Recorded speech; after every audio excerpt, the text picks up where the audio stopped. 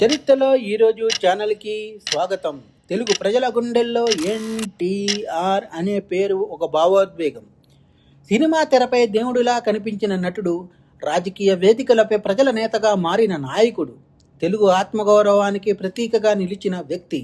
అలాంటి మహానాయకుడు ఆంధ్రప్రదేశ్ మాజీ ముఖ్యమంత్రి, విశ్వవిఖ్యాత నట సార్వభౌముడు అయినటువంటి శ్రీ నందమూరి తారక రామారావు గారు 1996వ సంవత్సరం జనవరి 18వ తేదీన ఈ లోకాన్ని వీడారు.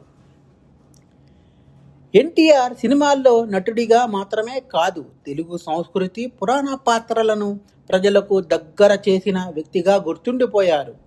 ఆయన నటన వల్ల తెలుగు పౌరాణిక కథలు ఇంటింటా చేరాయి. తెలుగు ప్రజలలో గర్వం పెరిగింది. ఎన్టీఆర్ రాజకీయాల్లోకి వచ్చినప్పుడు తెలుగు రాష్ట్ర రాజకీయాల్లో ఒక కొత్త యుగం మొదలైంది. అతను ప్రజలకు ఇచ్చిన సందేశం ఏమిటంటే, తెలుగు ప్రజలను స్వాభిమానంతో జీవించే హక్కు ఉంది. ఎన్టీఆర్ నాయకత్వం ఆంధ్రప్రదేశ్ రాజకీయాల్లో అనేక కీలక మార్పులకు కారణమైంది. 18 జనవరి 1996 అది ఆంధ్రప్రదేశ్ చరిత్రలో చీకటి రోజు.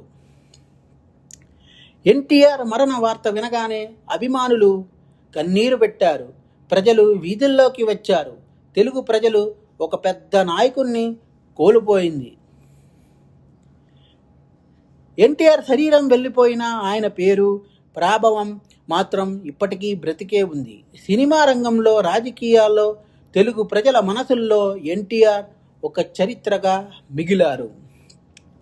18 జనవరి 1996 ఎన్టీఆర్ శరీరంగా మన నుంచి దూరమైన రోజు. కానీ తెలుగు ప్రజల గుండెల్లో ఎన్టీఆర్ ఎప్పటికీ జీవించే పేరు.